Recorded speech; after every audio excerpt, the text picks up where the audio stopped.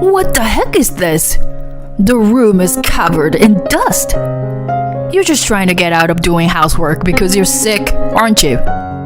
You know I like things clean. For God's sake. Even if you had to sneak out of the hospital, you should come home and do housework properly. The person I call my husband is probably not a human, but a demon or something. Otherwise, there's no way he would say such foolish things to his wife, who is in the hospital with cancer. But what a waste this ignorant man is. Excuse me, but your wife is now... The doctor's words were just the beginning of this man's descent into hell. My name is Sarah, a 35-year-old office worker. I've been married to my husband Kenny for almost 3 years now. I'd like to say that we have a wonderful married life, but the truth is, we don't. Work is enjoyable, and it feels great when hard work pays off and gets recognized. But the problem lies at home. When I come home exhausted, it's Kenny who's already home and greets me. Is delivery okay for dinner? Kenny answers me. Hey, even though you have a job, don't you think you're slacking off too much? Here, look at this. He shows me a photo of a dinner table with fancy dishes. By the way, he's shown it to me dozens of times. It all started about 2 years ago when Kenny attended his high school reunion. I want to unify the furniture and make the room look like this. See? My husband showed me a stylish room photo that looked like a model house. It seems he went to a friend's house for drinks after a reunion. His friend lived in a high-rise condo, and my husband seemed to envy that room. However, the friend was a successful young businessman, and our household income was not high enough to live a similar lifestyle. Moreover, my husband said he wanted to move out. He wanted to live in a room that cost twice the rent of our current apartment. So, where are we going to get the money for that? My husband said to my cold reaction. We'll manage it somehow, you know? I mean, we're both working, so we'll figure it out, right? Finally, I got angry with my husband snickering and said, Enough already! Do you even understand the concept of living within our means? From now on, you should pay for your beer with your own pocket money. He glared at me, maybe because I was scary, and muttered, What? I was just joking. You're such a buzzkill. He was mumbling for a while, but I was sure he wasn't joking. We continued to bicker, and I started to experience stomach pains and other stress-related symptoms. I thought it was just stress until something strange happened to my body. I started bleeding, even though it wasn't my period, and it wouldn't stop. I went to a nearby hospital and was diagnosed endometrial cancer. Hearing the diagnosis, my body shivered, even though it wasn't cold. Then, the doctor said something that made it worse.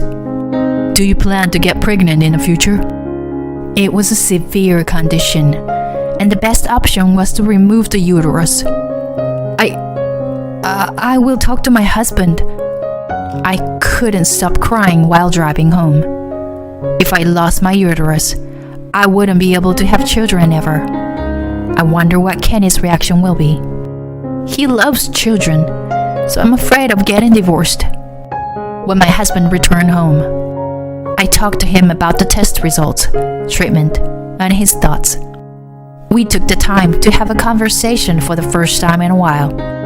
My husband was very shocked, but we made a decision. After that, I took a leave of absence from work and my treatment began. In the end, we decided to undergo chemotherapy after having my uterus removed. On the day of the surgery, my husband took the day off and accompanied me to the hospital. I felt uneasy about my husband's oddly cheerful mood. However, I overcame major surgery and lost my uterus. During my hospital stay, colleagues and friends came to visit me. I felt sad that a friend with a child came to visit me. My in-laws who lived nearby also came to visit me. "You did well, Sarah." After those words of encouragement, my mother-in-law said, "I know it's tough, but please take care of the household finances and chores a little more carefully." My father-in-law immediately interrupted her. "Hey, stop it. Not now. Sarah, never mind, okay?" I had no idea what their conversation meant at that time. As for my husband Kenny, he always seemed to be in a good mood whenever he visited me in the hospital. "Sarah, you might be surprised when you get discharged." "Well, look forward to it." I thought I would be happier about anyone who came to visit me, rather than a surprise.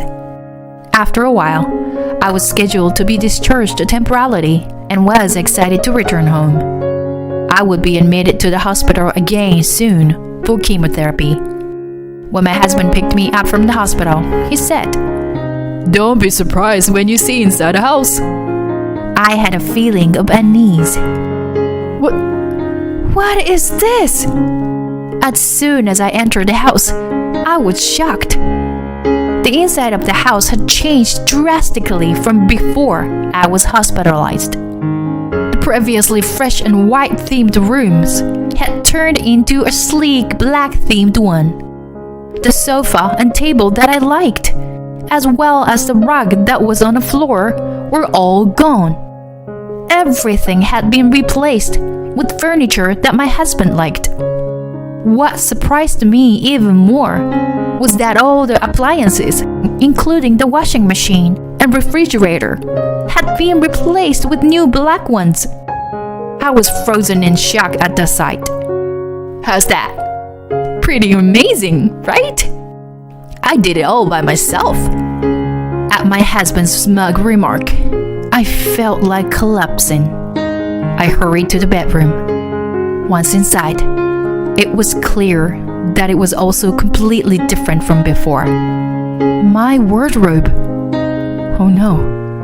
Where's my wardrobe? At my words, my husband's face grew anxious. "Oh, that. Sorry. I guess I got carried away and threw it away." My patience finally ran out with my husband's nonchalant chuckling. "What? You threw it away? Don't joke around. Do you remember how important that wardrobe was to me? I told you that, didn't I? Bring it back here now. Give it back." With every shout, my wound throbbed with pain. My husband stayed silent for a moment before speaking. "I said I already threw it away, so there's nothing I can do. You're so annoying." He then stormed out of the room. I collapsed into a sitting position in the now unrecognizable room. I didn't want to cry, but tears flowed down on my face anyway.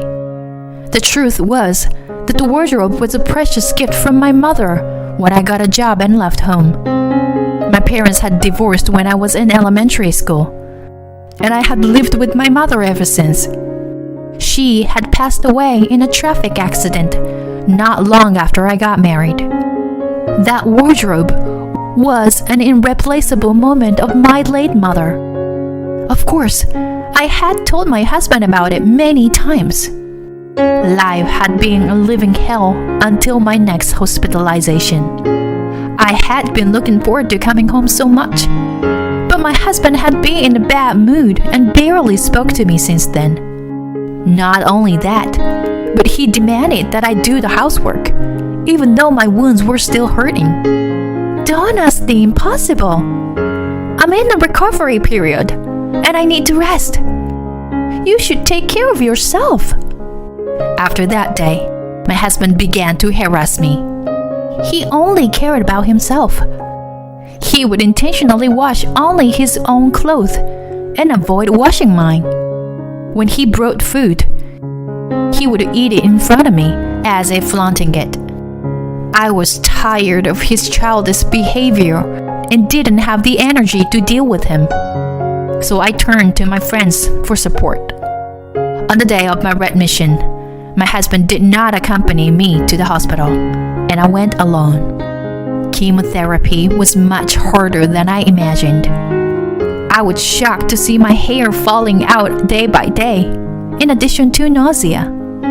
As for my husband, he went on a long business trip shortly after my admission. I thought he would contact me out of concern, but he didn't contact me at all during my hospitalization. One day, my phone rang continuously, and I hesitated to answer because I no longer had the energy to talk to my husband.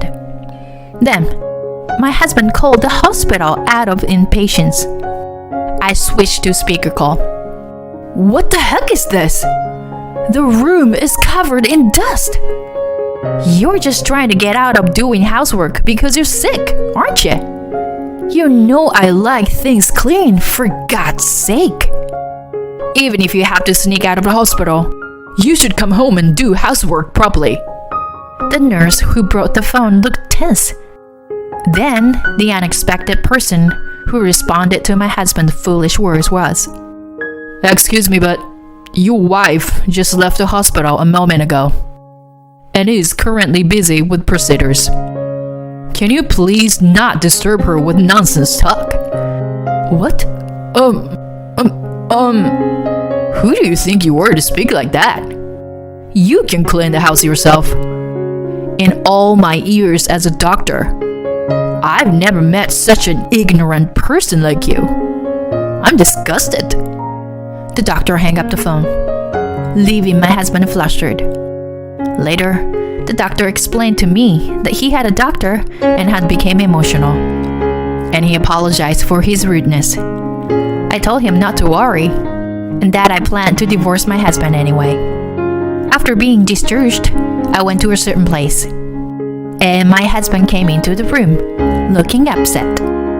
"Mom, Dad, what are you doing here?"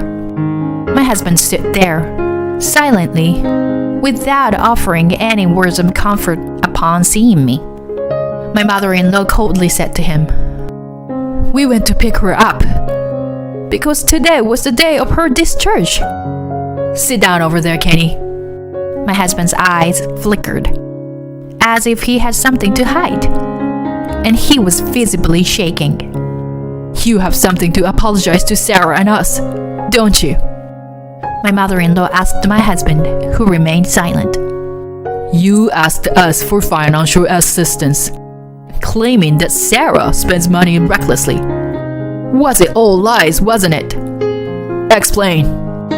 My furious father-in-law's voice echoed through the room. It turned out that my husband had told a very malicious lie. During my second hospitalization, my in-laws told me something. "I know this is not the time to discuss it, Sarah, but we want to make it clear that this will be the last time we lend you money," my mother-in-law told me. I was stunned. "Excuse me? What is this all about?" That was when we first realized that my husband was lying. My in-laws thought it was strange that my husband would come begging for money, even when I was hospitalized. Then he begged them for help with my hospital expenses, claiming that they were too expensive. I immediately knew where my husband's money was going. "If you come to our house, you'll find out right away what Kenny is spending the money on," I told my in-laws, giving them the key to our house. They returned to the hospital, surprised by what they had seen. "I have no intention of continuing to live with your son as a married couple. I'm divorcing him. What I can't forgive the most is that he got rid of the wardrobe my mother gave to me." "What do you mean? The wardrobe? You're saying that Kenny threw away your mother's wardrobe?" "No, I will never forgive him for what he's done to you," I told my mother-in-law, who grasped my hands in tears. "I can't and I won't spend my life with you anymore. I mean, I would slap you right now if I wasn't still recovering. My voice trembled with anger, and my husband retorted, No, divorce is too extreme. You must be happy that your room looks stylish, right? You should be grateful. The house was pitch black and my heart was sinking. We managed our living expenses through joint incomes in my husband's account, while saving for the future in mine. We had saved up for when we had a child. When I was diagnosed with cancer, he had become selfish, thinking that he could use the money however he wanted, since I could no longer bear children. That made me extremely sad. Don't you understand how much I care for you, Sarah? This is wrong. You can't divorce me. I looked at my crying husband with a cold gaze. Then, my mother-in-law, who was sitting next to me, shouted at him. Shut it, Kenny. You treated Sarah so horribly, and you should know that. Even though I lost my hair and weight, you, Kenny, haven't shown any concern for me. You've only been thinking about protecting yourself. I can't be with someone like that anymore. My husband remained silent, hanging his head. After a while, we divorced. Thanks to the effort to my ex-in-laws, the division of property were in my favor. My ex-husband reluctantly repaid the money he had borrowed from his parents, a sum of $30,000. Although we had just finished remodeling our house, my ex-husband couldn't afford to live there alone on his salary and decided to move out. He now lives in a shabby apartment that he had to borrow money to pay for. I have a friend who works at the same company as my ex-husband. I heard that he is now labeled as a dangerous person who harasses his wife, who is battling cancer. He brought it upon himself. He can regret it for the rest of his life. As for me, I am enjoying living alone for the first time in years, while undergoing regular checkups. Once my physical strength stabilized a bit more, I plan to return to work. My boss has assured me that it's okay to do it at my own pace, which I'm grateful for. I'm just so glad my mother's wardrobe has been returned to me. I found it at an antique shop when I brought in some of my unwanted item after moving. It was what my mother gave me, and it may not have been an expensive piece of furniture, but it was the only memento that I cherished. On the back corner of the wardrobe was my late mother's writing, Sarah, always be happy. I've tried my best to remember my mother's words and worked hard. Of course, that won't change in the future.